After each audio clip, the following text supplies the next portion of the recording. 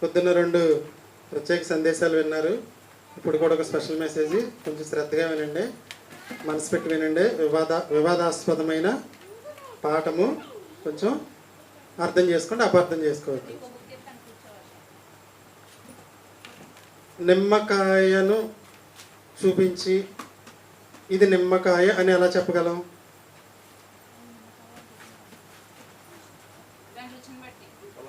పిండితే పుల్లగా ఉంటుంది. మిరపకాయను చూపించి ఇది మిరపకాయని ఎలా చెప్పగలమంటే కారణం. దేన్ని బట్టి చెప్తున్నాం మనం? లక్షణాన్ని బట్టి చెప్తున్నాం. ఓకే, అర్థమైపోయింది. ఇతను క్రైస్తవుడు, ఇతను అన్యుడు అని దేన్ని బట్టి చెప్పగలం మనం? అదే పాఠం అండి. నువ్వు బాప్తిస్మం తీసుకున్న క్రైస్తవుడువా, బాప్తిస్మం తీసుకున్న అన్యుడువా? అదేంటంటే బాప్తిస్మం తీసుకుంటే మేము క్రైస్తవులు కదా, అన్యులు ఎలా అవుతామంటారా? అదే పాఠం, కొంచెం శ్రద్ధగా వినండి. బాప్తిస్మం తీసుకున్న క్రైస్తవుడువా, బాప్తిస్మం తీసుకున్న అన్యుడువా? లేదు ఇంకో పాఠం పెట్టి, ఇంకో పాఠానికి ఇంకో పేరు కూడా పెట్టుకోవచ్చు. దైవజనుల లక్షణాలు, అన్యజనుల లక్షణాలు. దైవజనుల లక్షణాలు, అన్యజనుల లక్షణాలు. మనం ఏదైనా సరే ప్రామాణికంగా దేన్ని తీసుకోవాలంటే బైబిల్ గ్రంథాన్ని తీసుకోవాలి. బైబిల్ గ్రంథంలో ఉన్న ఆధారాన్ని బట్టే, ఈ బైబిల్ గ్రంథం చెప్పిన ఆధారం ప్రకారం ఇది దైవ లక్షణం, బైబిల్ గ్రంథం చెప్పిన ప్రకారం ఇది అన్ని లక్షణాలు మనం చెప్పడానికి సరిపోతుంది. కాబట్టి ఈ లక్షణాలను బట్టి ఇతను అన్యుడు, ఈ లక్షణాన్ని బట్టి ఇతను దైవజనుడు అని ఎలా మనం చెప్పగలం? పాత నిబంధన ప్రకారం సున్నతి పొందితే ఇజ్రాయేలీయుడు, కొత్త నిబంధన ప్రకారం బాప్తిస్మం తీసుకుంటే క్రైస్తవుడు. ఎవరు చెప్పేదైనా ఇదే. ఈ పాఠం అంతా తిన్న తర్వాత మీరు పూర్తిగా తప్పు అంటారు. అందుకని కొంచెం శ్రద్ధగా వినమని చెప్తున్నాను. సున్నతి పొందిన వారు ఇజ్రాయేలీలు, బాప్తిస్మం తీసుకున్న వాళ్ళు క్రైస్తవులు అని మనం చెప్పుకుంటాం. అదొక్కటే ప్రామాణికంగా క్రైస్తవ ప్రపంచం మొత్తం తీసుకుంటుంది. బైబిల్ గ్రంథాలు మరి అలా లేదు. అవన్నీ కూడా ఆధారాలతో చూపిస్తాను, రాసుకోగలిగిన వాళ్ళందరూ రాసుకోండి. బైబిల్ గ్రంథం మొత్తంలో క్రైస్తవుడు అనే మాట 3 సార్లే ఉంది. అంత్యోక్యలైన శిష్యులు క్రైస్తవులు అనబడి, పౌలు గారు ఏమంటాడంటే, ఇంత సులభంగా నువ్వు నన్ను క్రైస్తవుడిని జూచుచున్నావే అంటాడు. పౌలు గారు ఏమంటాడంటే, అనేక క్రైస్తవుడైనందుకు బాధ అనుభవించిన ఎడల ఆ పేరుని బట్టి దేవుని మహిమపరచడం. క్రైస్తవుడు అనే పదం 66 పుస్తకాల్లో 3 సార్లే ఉంది. మరి దైవజనుడు అనే పదం బైబిల్ గ్రంథంలో 70 సార్లు ఉంది. దేవుడు మనల్ని క్రైస్తవులు అని పిలవాలనుకుంటున్నాడా, దైవజనులు అని పిలవాలనుకుంటున్నాడా? చూద్దాం, ఓకేనా? మీకు తిమోతి పత్రిక మొన్న మీరు ఎగ్జామ్ రాశారు. పౌలు గారు తిమోతిని ఏమని పిలిచాడు?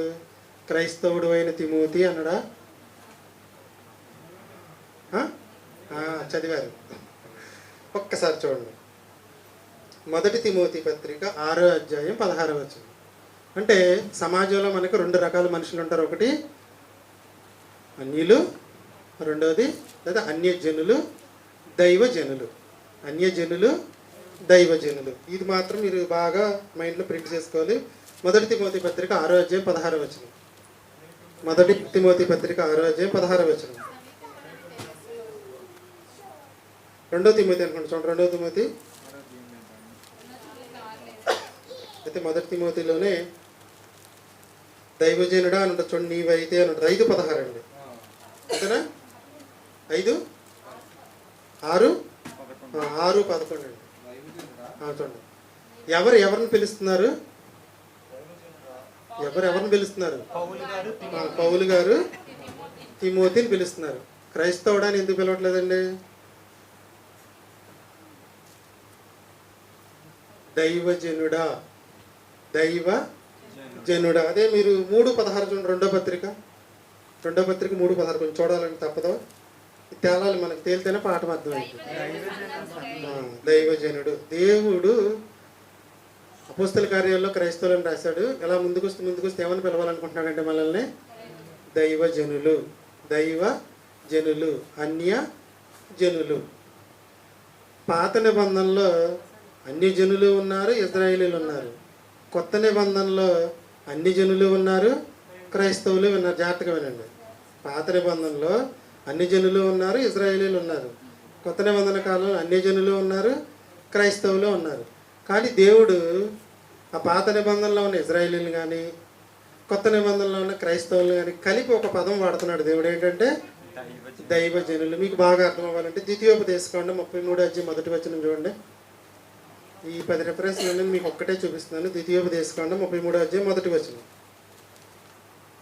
ద్వితీయోపదేశకాండం 33 మొదటి వచనం.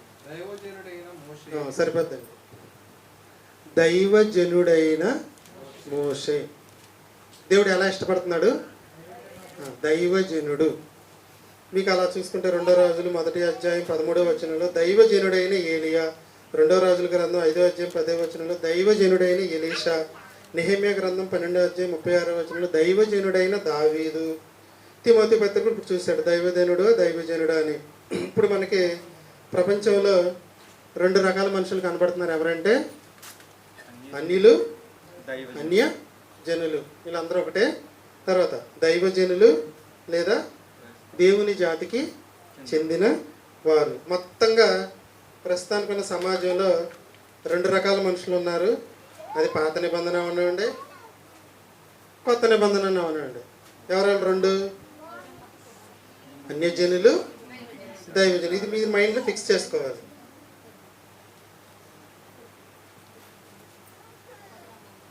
ఏమండి? సమాజంలో ప్రస్తుతానికి కానీ పూర్వం కానీ ఎవరున్నారు అంటే 2 రకాల మనుషులు ఉన్నారు. 2 రకాల జాతులు ఉన్నాయి. అన్య జాతి వారు, దైవ జాతి వారు, లేదా అన్యజనులు, దైవ జనులు. అన్యజనులు, దైవజనులు. దేవుడు మనల్ని ఎలా పిలవాలనుకుంటున్నాడు అంటే దైవజనులను పిలవాలనుకుంటున్నాడు. ఈ లక్షణాలను బట్టి నిమ్మకాయ ఇది, ఈ లక్షణాలను బట్టి మిరపకాయ ఇది అని మనం ఎలా చెప్తున్నామో దైవజనుడికి ఈ లక్షణాలు ఉండాలి, అన్ని జనులకి ఈ లక్షణాలు ఉండాలని బైబిల్ గ్రంథం ప్రామాణికంగా తీసుకుని మనం మాట్లాడదాం. మన వాళ్ళందరూ ఎవరినైనా అన్ని జనులు ఎవరు అంటే ఏం చెప్తారంటే బాప్తీసం తీసుకుని వాళ్ళందరూ అన్ని జనులు అంటారు. బాప్తీసం తీసుకున్న వాళ్ళందరూ దైవజనులు లేదా క్రైస్తవులు అంటారు. అది ప్రామాణికంగా తీసుకుంటే బైబిల్ గ్రంథంలో చాలా వచనాలు ఉన్నాయి. అవన్నీ కూడా మనకి తప్పు అవుతాయి. కాబట్టి ఒకసారి దానికి సంబంధించిన ఇంట్రడక్షన్ చెప్తాను. మనకి ఏది ప్రామాణికం అండి? బైబిలే ప్రామాణికం. అక్కడ పౌలు గారు తిమోతిని ఏమని పిలిచాడు? దైవజనుడా. మనం కూడా క్రైస్తవులము, దైవ జనులమే. ఏమన్నా డౌటా? దైవజనుడా అంటే ఏమంటే చర్చిలో ఉండే పాస్టర్ గారు దైవజనుడు అని మేమందరం దెయ్యం జనులు అంటారా?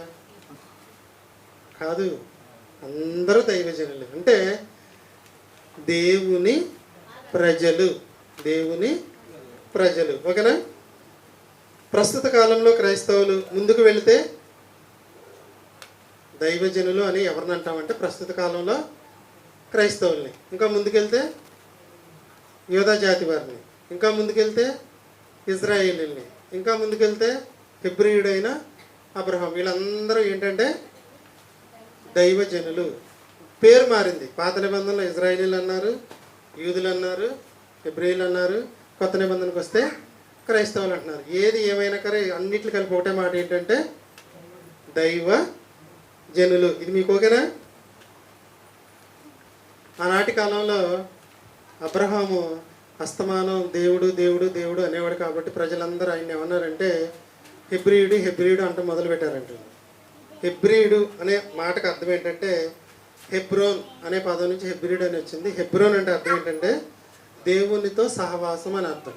అస్తమానం ఈయన దేవుడు దేవుడు దేవుడు అంటున్నారని అబ్రహాంకి ఆనాటి అన్ని జనాలు ఏం పేరు పెట్టారంటే హెబ్రీయుడు అని పేరు పెట్టారు. ఇప్పుడు మనం హెబ్రీయులమేనా? క్రైస్తవులమా? మనం క్రైస్తవులం. అబ్రహాం గారు హెబ్రీయుడు. ఇస్సాకు కుమారుడైన యాకోబు సంతానం ఇజ్రాయేలీలు. ఆ ఇజ్రాయేలీలు 12 గోత్రాల్లో ఒక గోత్రాన్ని దేవుడు హైలైట్ చేశారు, అదే యోధా గోత్రం. తర్వాత వచ్చిన వాళ్ళు క్రైస్తవులు. వీళ్ళందరినీ కలిపి దేవుడు ఏమన్నాడంటే దైవ జనులు. ఓకేనండి? మరి నా ప్రశ్న ఏంటంటే ఈ లక్షణాలను బట్టి దైవజనులు, ఈ లక్షణాలను బట్టి అన్యజనులు అని మనం ఎలా తెలుసుకోవాలి? బైబిల్ ప్రామాణికంగా మనం ఈరోజు నేర్చుకుందాం. ఇంట్రడక్షన్ ఒకసారి చెప్పమంటారా? పాత నిబంధనలో అన్యులు ఉన్నారు, ఇజ్రాయేలీలు ఉన్నారు. కొత్త నిబంధనలో అన్యులు ఉన్నారు, క్రైస్తవులు ఉన్నారు. పాత నిబంధనలో ఉన్న ఇజ్రాయేలీలు కానీ కొత్త నిబంధనలో ఉన్న క్రైస్తవులు కానీ దేవుడు ఏమని పిలుస్తున్నాడు అంటే దైవజనులు అని పిలుస్తున్నాడు. మనల్ని కూడా దేవుడు ఎలా పిలవాలనుకుంటున్నాడు అంటే తిమోతి గారి ప్రకారం దైవజనులు అని పిలవాలనుకుంటున్నాడు. దైవజనులకి ఏ లక్షణాలు ఉండాలంటే దైవ లక్షణాలు ఉండాలి.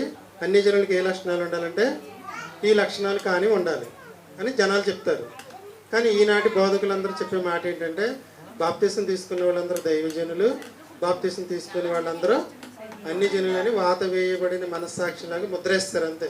నువ్వు బాప్తీసం తీసుకున్నావా దైవజనుడివి, నువ్వు బాప్తీసం తీసుకోలేదు కాబట్టి అన్యులు. క్రీస్తుని నమ్మి బాప్తీసం తీసుకునే వాళ్ళందరూ దైవజనులు, నమ్మని వాళ్ళందరూ అన్ని జనులు అంటారు. ఇది ప్రామాణికంగా తీసుకుంటే బైబిల్లో మనకి చాలా వచనాలు ఉన్నాయి. అవన్నీ కూడా తప్పు అయిపోతాయి. అదంతా కూడా ఈరోజు మనం నేర్చుకుందాము. ఏవి దైవ లక్షణాలు, ఏవి అన్ని జనుల లక్షణాలు. ఇప్పుడు ఈ లక్షణాలు, నేను చెప్పే లక్షణాలు నాకుంటే నేను అన్ని జనుడిని, మీకుంటే మీరు అన్ని జనులు. బాప్తీసంతో ప్రామాణికం కాదు ఇది. ఓకేనా? చూసుకుందాం ఒకసారి. ఎఫెసీ పత్రిక చూడండి, మూల వచనం ఇది, 4వ అధ్యాయం 17వ వచనం. ఎఫెసీలకు రాసిన పత్రిక 4వ అధ్యాయం 17వ వచనం. అందరూ తీయాలండి, ఇది మంచి మాట ఉంటుంది ఇక్కడ. ఎఫెసీలకు రాసిన పత్రిక 4వ అధ్యాయం 17వ వచనం.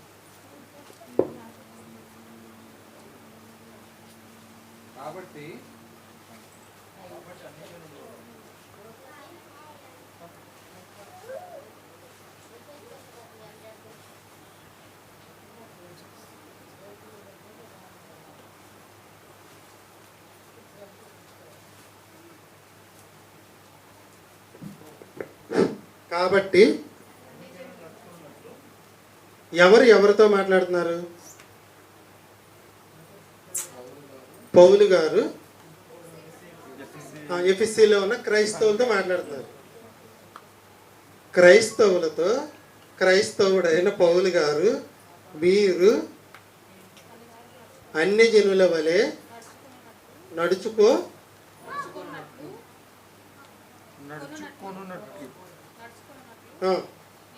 మీరిక మీదట నడుచుకోవలదని, ఇక నుంచి మీరు అన్ని జనుల్లాగా నడుచుకోవద్దు అంటున్నాడండి. మీకు ఇది ఓకేనా?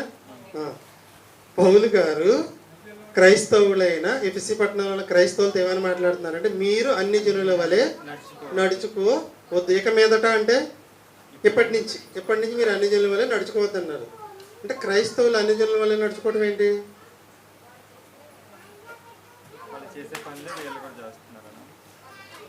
సరే, ఇంకా ముందుకు చూసుకుంటే మీరు అన్ని జనులు నడుచుకున్నట్లు మీరిక మీదట నడుచుకొనవలదు. అంటే ఎలా నడుచుకోమని చెప్తున్నాడు? దైవ జనుల వలె నడుచుకోమంటున్నాడు. అన్ని జనుల వలె నడుచుకోవద్దు, మీరు దైవజనుల వలె నడుచుకోమంటున్నాడు. పాఠం పేరు ఏంటంటే ఏ లక్షణాలు దైవ లక్షణాలు, ఏ లక్షణాలు అన్ని లక్షణాలు. ఇక్కడ ఏంటో చెప్పాడా పౌలు గారు? మీకు పలానా పని చేస్తున్నారు, ఇది అన్యుల లక్షణం, మీరు ఇలా ఉండొద్దని అని చెప్పాడా? మీరు అన్ని జనుల వలె నడుచుకోవద్దు. ఈ పత్రికలోనే ఈ మాట ఎందుకు రాయడం జరిగిందంటే ఎఫెసీ పట్టణంలో అందరూ కూడా అన్ని జనుల్లో నుంచి క్రీస్తులోనికి వచ్చిన వాళ్ళు, మనలాగనమాట. అన్ని జనుల్లో నుంచి క్రీస్తులోనికి వచ్చినారు. మీకు ఆ వచనం తెలియడం కోసం 3వ అధ్యాయం 1వ వచనం చూడండి. ఈ హేతువు చేత అన్ని జనులైన మీరు, సరిపోతుంది. అంటే వీళ్ళందరూ అన్ని జనుల్లో నుంచి క్రీస్తుని అంగీకరించి క్రైస్తవ్యంలోకి వచ్చారు. వచ్చిన తర్వాత వీళ్ళు మళ్ళీ అన్ని జనుల వలె నడుచుకుంటున్నారంట. ఇక మీదట అంటే ఎప్పటి నుంచి మీరు అన్ని జనుల వలె నడుచుకోవద్దు. అన్ని జనుల్లో నుంచి మీరు దైవజనుల్లో మారడానికి వచ్చారు. మారడానికి వచ్చిన మీరు దైవ లక్షణాలు కలిగే ఉండాలి, కానీ అన్ని జనుల లక్షణాలు కలిగి ఉండద్దు. మీరు ఇక మీదట అన్ని జనుల వలె నడుచుకొనవలదు. ఇప్పటి నుంచి అన్ని జనులు నడుచుకున్నట్టు నడుచుకోవద్దు, దైవజనులు నడుచుకున్నట్లుగా నడుచుకోమన్నాడు. అన్యులలో నుండి క్రీస్తులోనికి వచ్చిన వీరు అన్యుల వలె ఉండవద్దు, అన్ని జనుల వలె ఇక మీదట నడుచుకోవద్దు, దేవుని ప్రజలుగా నడుచుకోమని పౌలు గారు ఇక్కడ చెప్పడం అనేది జరిగింది. అన్ని జనుల వలె ఉండొద్దు, దైవజనుల వలె ఉండండి అని క్రైస్తవులైన ఎఫెసీ పట్టణంలో ఉన్న వాడికి పౌలు గారు పత్రిక రాస్తూ ఒక హెచ్చరిక చేస్తున్నాడు. ఏంటంటే అన్ని జనుల వలె మీరు నడుచుకొని వలదు, ఇక మీదట అన్ని జనుల వల్ల మీరు నడుచుకొనవద్దు. ఈ పత్రిక ఇప్పుడు మనం చదువుతున్నాం కాబట్టి మనకేం చెప్తున్నాడంటే దేవుడు, ఇక్కడ కూర్చున్న మీ అందరూ కూడా అన్ని జనుల వలె నడుచుకొనవలదు.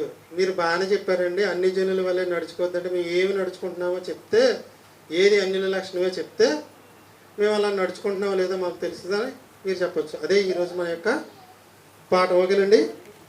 దేవుని జనులుగా ఉండడానికి అన్య జనులలో నుంచి దేవుడు మనలను పిలిచాడు. అన్ని జనుల్లోంచి వచ్చిన మనం, అన్ని జనుల్లోంచి దేవుడు ఏర్పాటు చేసుకున్న మనం మరలా అన్ని జనుల లక్షణాలని చూపించకూడదు. ఒకసారి 2:11 చూడండి, ఎఫెసీ పత్రిక. ఒక్కసారి దానికి ముందు మాట చెప్తాను వినండి. పాత నిబంధన ప్రకారం సున్నతి పొందితే ఇశ్రాయేలీయుడు, సున్నతి పొందకపోతే అన్యుడు. అదొకసారి చూడండి. అది ఎఫెసీ పత్రిక 2:11. కాబట్టి మునుపు శరీర విషయంలో అన్ని జనులై ఉండి శరీరమందు చేతితో చేయబడిన సున్నతి గలవారు అనబడి వారిని చేత సున్నతి లేరని అనబడిన మీరు. అంటే పాత నిబంధన ప్రకారం సున్నతి చేయించుకుంటే దేవుని ప్రజలు, వాళ్ళ చేత అన్యులుగా పిలువబడ్డాం మనం. అదే చెప్పుకొస్తున్నాం. తర్వాత చదవండి. ఇజ్రాయేలీతో సహపౌరులు కాక పరదేశులను, వాగ్దాన నిబంధనలు లేని పరజనులను, నిరీక్షణ లేని వారును, లోకమందు దేవుడు లేనివాడునై క్రీస్తుకు దూరస్తులై ఉంటిరని ఎవరెవరితో చెప్తున్నారు? పౌలు గారు అన్నిల నుంచి వచ్చిన ఎఫెసీ పట్టణంలో క్రైస్తవులతో ఏం చెప్తున్నాడంటే, మళ్ళీ ఒకసారి నేను చదువుతా చూడండి 11వ వచనం నుంచి. కాబట్టి మునుపు శరీర విషయంలో అన్ని జనులై ఉండి శరీరమందు చేతితో చేయబడిన సున్నతి గలవారు అనబడిన వారి చేత సున్నతి లేరని అనబడిన మీరు. సున్నతి చేయబడిన వాళ్ళు వీళ్ళని ఏమన్నారు? అన్ని జనుల్ని మీకు సున్నతి లేదని అన్నారు. తర్వాత చదవండి 12వ వచనం. ఆ కాలం ముందు ఇశ్రాయేలీలతో సహపౌరులు కాక పరదేశులను, వాగ్దాన నిబంధన లేని పరజనులను, నిరీక్షణ లేని వారును, లోకమందు దేవుడు లేని వారునై ఉండి క్రీస్తుకు దూరస్తులై ఉంటునని మీరు జ్ఞాపకం చేసుకోండి. అయినను మునుపు దూరస్తులైన మీరు ఇప్పుడు క్రీస్తు యేసునందు క్రీస్తు రక్తం వల్ల సమీపస్తులై ఉన్నారు. ఓకేనండి. ఆయన మన సమాధానమై ఉండి మీకు మాకు ఉండిన ద్వేషము, విధిరూపకము గల ఆజ్ఞలు గల ధర్మశాస్త్రం శరీరమందు కొట్టివేసి ఉభయులను ఏకము చేశాను. యేసుక్రీస్తు శిలువ మరణం ద్వారా ఏమైందంటే సున్నతి పొందినవారు, పొందనివారు ఒకటైపోయారు. వాగ్దానాలు లేని వాళ్ళు, వాగ్దానాలు ఉన్నారు ఒకటైపోయారు. దేవుడు లేనివారు, దేవుడు ఉన్నవారు ఇద్దరు ఒకటైపోయారు. ఇంకా మీకు బాగా 3:8 చూడండి. 3:8. దేవుడు మన ప్రభు అయిన క్రీస్తు యేసునందు చెప్పిన నిత్య సంకల్పము చొప్పున పరలోకములో ప్రధానులకును అధికారులకును 3:8 అండి.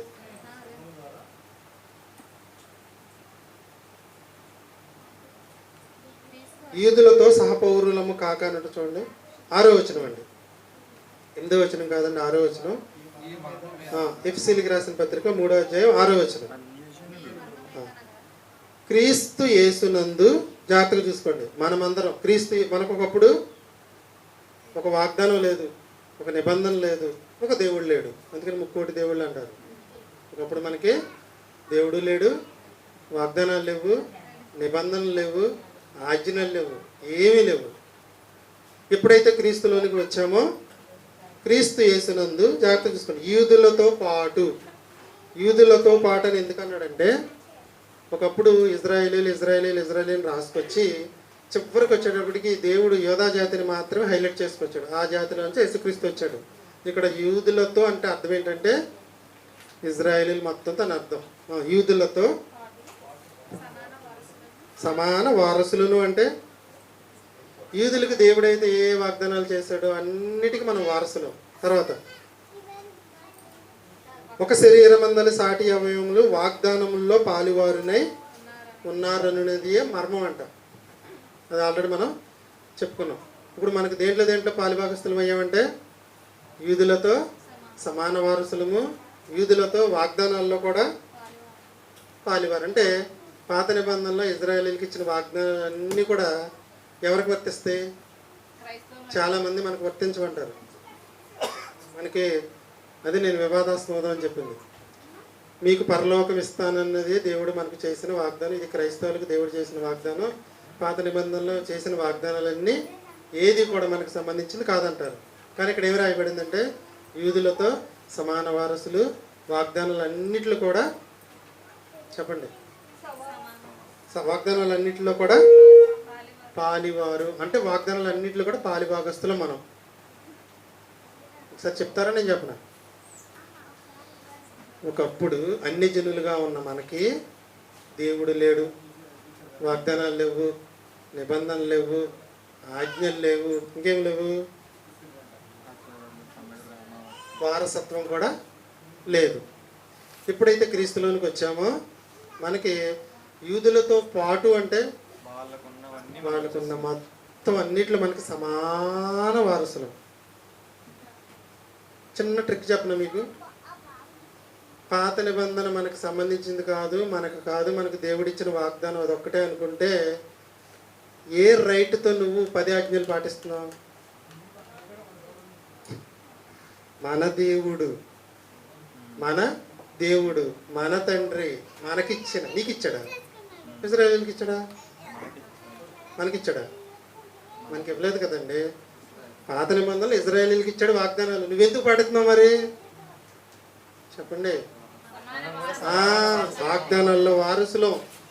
దేవుడు ఒకప్పుడు దేవుడు లేడు, ఇప్పుడు ఆయనే దేవుడు. వాగ్దానాలు వారసులు. వాగ్దానాలు ఏం చెప్పాడంటే నిన్ను కాపాడువాడు కొనకడు. కర్మపిల్లని తీసుకోవచ్చు. నిన్ను కాపలేక అని తీసుకోసేపు. నిన్ను కాపాడువాడు కునుకడు నిద్రపోడు. ఈ మాట మనం కూడా వాడమా? నువ్వెందుకు వాడుతున్నావు మరి? సమాన వారసులు. తన దూతలకు ఆజ్ఞ ఇస్తే మనకి ఏ దెబ్బ కూడా తగలకుండా దేవుడు కాపాడతాడు. రాత్రి పగలు కూడా మనల్ని కాపాడతాడు. ఏ హక్కుతో నువ్వు ప్రార్థన చేస్తున్నావు దేవుడికి? మనకు దేవుడు లేడు కదా మనకప్పుడు. ఇప్పుడు ఏ రైట్తో దేవుడికి ప్రార్థన చేస్తున్నావు అంటే ఇదే రైట్. యూదులతో నువ్వు సమాన వారసుడు, వాగ్దానాల్లో కూడా పాలివారు. నిన్ను కాపాడువాడు సంవత్సరాది నుంచి సంవత్సరాంతం వరకు ఉంటుంది. అది ఎవరికి? ఇజ్రాయేలీలకి. నువ్వెందుకు వాడుకుంటున్నావు దాన్ని అంటే మనం కూడా సమాన వారసులు. అపార్థం చేసుకోవద్దు, అర్థం చేసుకోండి. ఒకప్పుడు వాగ్దానాలు దేవుడు అన్నీ వాళ్ళయ్యాయి. క్రీస్తు ద్వారా అన్నీ మీకు వచ్చేసినాయి కాబట్టే ఆజ్ఞలు పాటిస్తున్నారు. ఆదివారం చర్చికి వస్తున్నారు, దేవుడిని ఆరాధిస్తున్నారు, దేవుడికి ప్రార్థన చేస్తున్నారు, పాపం లేకుండా బ్రతుకుతున్నారు. బతకమని ఎవరు చెప్పారంటే దేవుడు చెప్పాడు కాబట్టి. మరి సున్నతి పొందడం అనేది ఎవరిది? ఇజ్రాయేలీది. మరి ఇప్పుడు మనం వాళ్ళకి సున్నతి అనే ఆచారం ఉంది. ఇప్పుడు మనకు అన్నీ ఉన్నాయి కాబట్టి మనం కూడా సున్నతి పొందాలా? అది కూడా మీకు రెఫరెన్స్ చూపిస్తాను చూడండి. రోమీయులకు రాసిన పత్రిక. అక్కడ మీకు వాగ్దానాలలో దేంట్లో ఇంకోటి సమాన వారసులు అన్నారండి.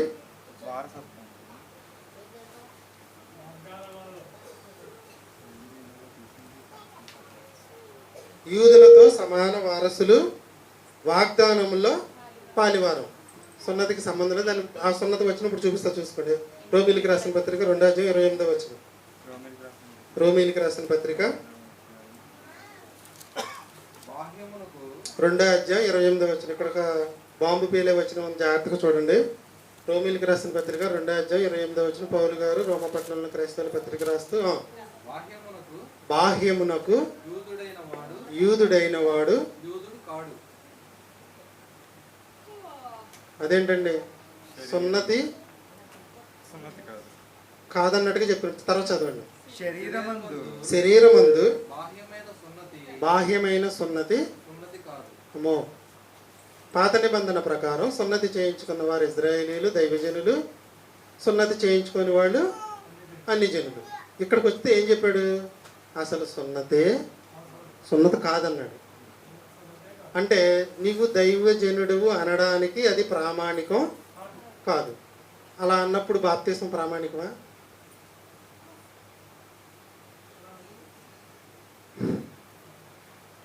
అదే మనం నేర్చుకుందాం ముందుకి.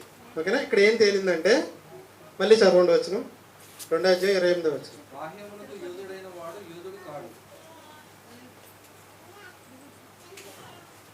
బాహ్యమునకు యూదుడైన వాడు యూదుడు కాడు. శరీరమందు బాహ్యమైన సున్నతి కాదు. అయితే అంతరంగమందు యూదుడైన వాడే యూదుడు. జాగ్రత్తగా చూసుకోండి. మనం అందరం కూడా సున్నతి పొందాలి. ఏ సున్నతి పొందాలి అంటే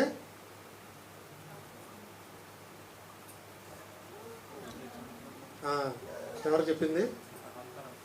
అంతరంగమందు సున్నతి పొందాలి. బాహ్యమైన సున్నతిని దేవుడు ఏం చేశాడంటే అసలు లెక్కలోకే తీసుకుని. మళ్ళీ ఒక్కసారి చదవండి ప్లీజ్. రోమీయులకు రాసిన పత్రిక 2:28. బాహ్యమునకు యూదుడైన వాడు, బాహ్యమునకు నీళ్ళలో మునిగి బయటకు వచ్చిన వాడు క్రైస్తవుడు. అవునా కాదు? మీరే చెప్పండి. తర్వాత శరీరమందు బాహ్యమైన సున్నతే కాదు. అయితే అంతరంగమందు యూదుడైన వాడే యూదుడు. అంతరంగమందు యూదుడైన వాడే యూదుడు. అంతరంగమందు క్రైస్తవుడైన వాడే క్రైస్తవుడు. ఇప్పుడు అంతరంగం అంటే సున్నతి అనేది ఇప్పుడు ఎలా మారిపోయిందంటే శరీర సంబంధమైనది కాదు, అంతరంగ సంబంధమైనది. అంతరంగము అంటే అర్థం ఏంటంటే హృదయ సంబంధమైనది. ఇప్పుడు మనం అందరం పొందవలసిన సున్నతి ఏంటండి? అంతరంగమందు సున్నతి. ఒకసారి అక్కడ వచ్చిన చదవండి మళ్ళీ. ఇంకా అంతరంగమందు అయితే అంతరంగమందు యూదుడైన వాడే యూదుడు మరియు సున్నతి చూసారు ఎంత క్లారిటీగా రాయించాడు దేవుడు. హృదయ సంబంధమైనదై ఆత్మయందు జరుగునదే కానీ అక్షరము వలన కలుగునది కాదు. ఇప్పుడు చెప్పండి, అందరం కూడా హృదయ సున్నతి పొందాలి.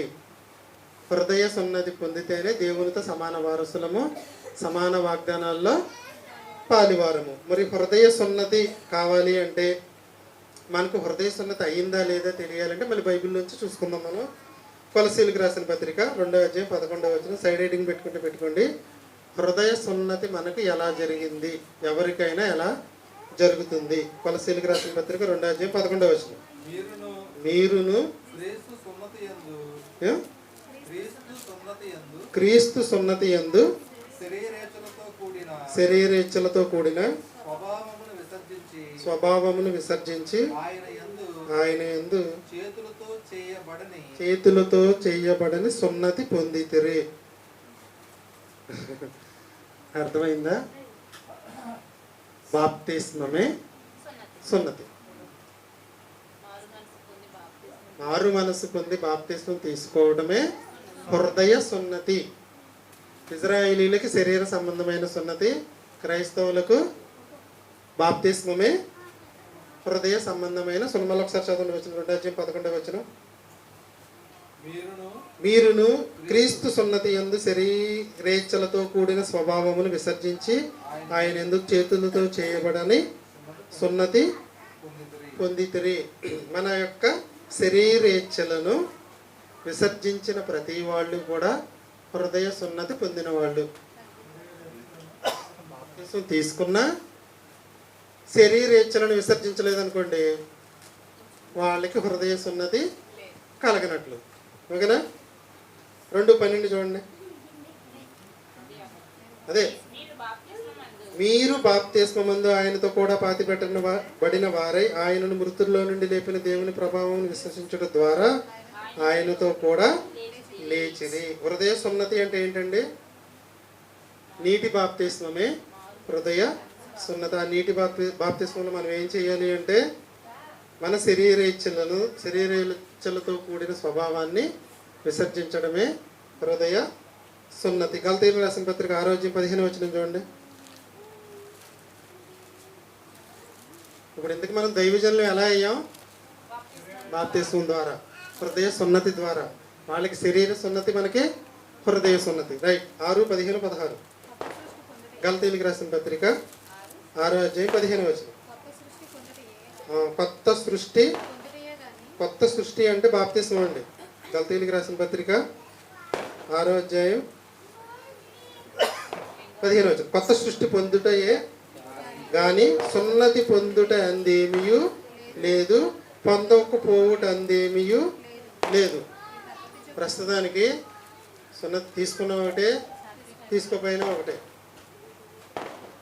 దేంట్లో తేడా ఉంది అంటే కొత్త సృష్టి అంటే బాప్తిస్మం. 16 చూడండి. ఈ పద్ధతి చొప్పున నడుచుకుని వారందరికీ, అంటే ఈ పద్ధతి అంటే ఏంటి? శరీరమయ సంబంధమైన సున్నతి పక్కన పెట్టి బాప్తిస్మం ద్వారా హృదయ సున్నతి పొందిన ఈ పద్ధతి చొప్పున నడుచుకుని వారందరికీ, అనగా దేవుని ఏలునకు, అనగా దేవుని ఇజ్రాయేలునకు. దేవుడు మనల్ని ఎలా పిలుస్తున్నాడు అంటే మళ్ళీ దేవుని ఇజ్రాయేలు. అంటే ఇజ్రాయేలు అని ఎందుకు పిలుస్తున్నాడు అంటే, ఇజ్రాయేల్ అంటే అర్థం ఏంటి? నా ప్రజలు అని అర్థం. దేవుని ప్రజలు. ఇజ్రాయేలుకు సమాధానము కృపయు కలుగును గాక. బాప్తిస్మం ద్వారా మనం అందరం ఎలా మారాము అంటే దైవజనులుగా మారాము. ఇది మాత్రం మీరు మైండ్లో ఉంచుకోండి. ఇప్పుడు దైవజనుల లక్షణాలు ఏవి, అన్ని జనుల లక్షణాలు.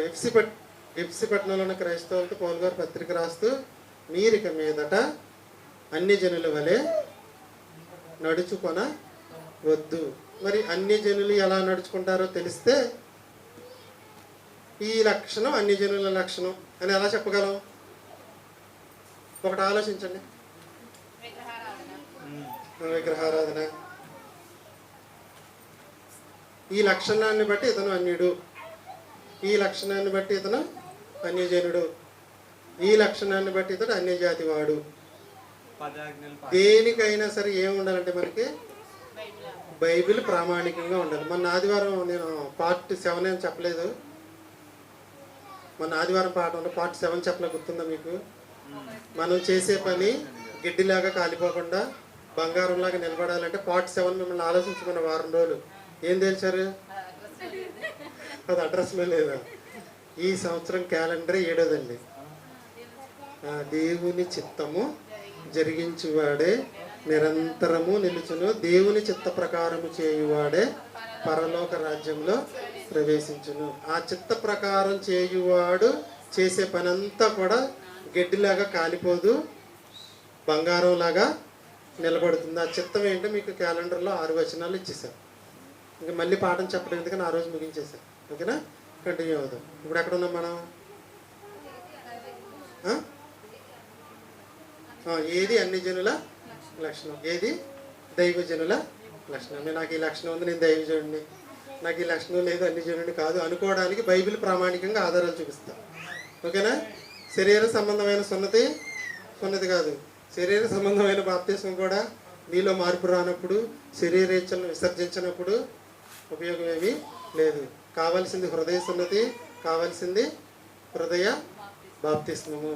మన అంతరంగం శుద్ధ అవ్వాలి తప్పితే నీటిలో మునిగినంత మాత్రాన ఉపయోగం లేదు. అలా కాకుండా నేను నీటిలో మునగకుండా అంతరంగం ముందు శుభ్రంగా ఉంటానంటే కుదరదు. ఇది ప్రామాణికం, బైబిల్ ప్రామాణికం. బాప్తిస్మమే. మళ్ళీ బాప్తిస్మం వద్దంటున్నాను అనుకోండి.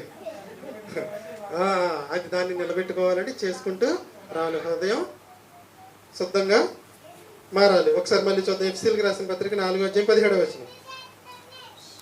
అన్ని జనుల్లో నుంచి క్రైస్తవులుగా మారిన వాళ్ళు మళ్ళీ అన్ని జనుల వలె నడుచుకుంటున్నారని పౌలు గారు బాధ వేస్తూ, మీరు ఇక మీదట అన్ని జనుల వలె నడుచుకొనవలదు అన్నాడు. ఒకసారి 4:17.